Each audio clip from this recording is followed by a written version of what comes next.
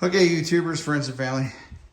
So, just a quick tidbit and a quick update. Frames back from powder coat. Got the engine all cleaned and painted. That engine ran really well, so I didn't feel the need to rebuild it. 6 cylinders going back in. Looks good. The frame's looking really good. It's all powder coated and beautiful. They did a really good job. So just a quick tidbit, or just might help somebody, just a little advice, is when you're doing a job like this, you know, it might seem daunting, but cars are meant to be built in a certain way. And if you know the steps, it becomes really methodical and really easy. So everything is sub-assemblies. So I'm working on the rear end now. I'm going to put the trailing arms on it. And I got the frame back a couple days ago.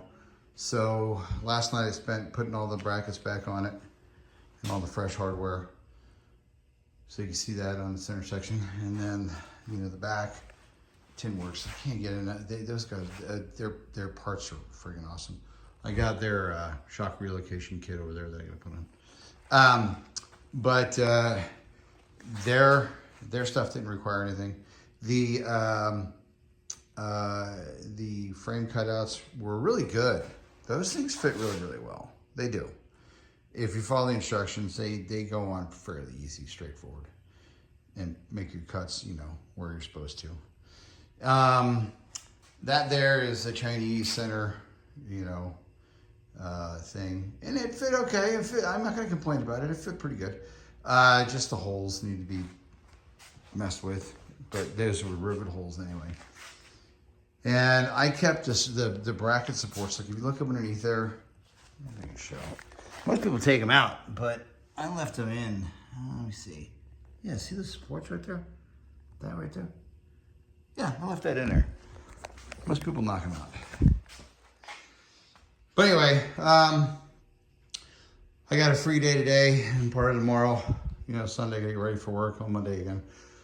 So my plan is to have the rear end underneath it, and I'll be here shortly, and then start building the front end, and then work on the airbag system. So I'm gonna get a roller, you know, with the airbags in conjunction with fitting all the stuff up, of course, at the same time.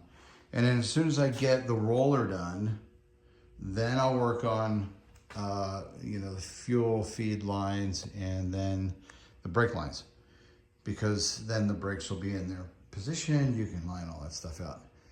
And then after the fuel lines and the feed lines go in for the brakes, then you can set the motor in it, you know, and then you can work on the steering. Well, actually you can work on the steering right after the feed lines. You can actually do it before the feed lines. But like I said, everything is sub-assemblies, and it makes the process a lot easier psychologically if you're not like going, oh my God, I got to build this whole frame. No, you just got to build the rear end and then fit that. And then you got to build the front end and then fit that. And if it helps your brain, pretend that the vehicle's all together and you're just doing a great job. You know what I mean? That kind of thing. So I just wanted to throw that out there for anybody who might be struggling with a project. Don't look at the whole thing. Just do what you can when you can, you know, and keep going at it. And eventually you'll make strides and headways. And it's funny because, you know, putting those on, those were the size of holes and do all that stuff, and it's the tedious stuff. But that stuff takes a long time. And it doesn't seem like you're making a lot of progress. When you start putting the big sub-assemblies in, like the motor transmission, driveline, rear end, all in the front end, then it starts looking like you're making a lot of progress. But it's just psychological mind bomb. You just got to keep your head ahead of it. Anyway, peace out.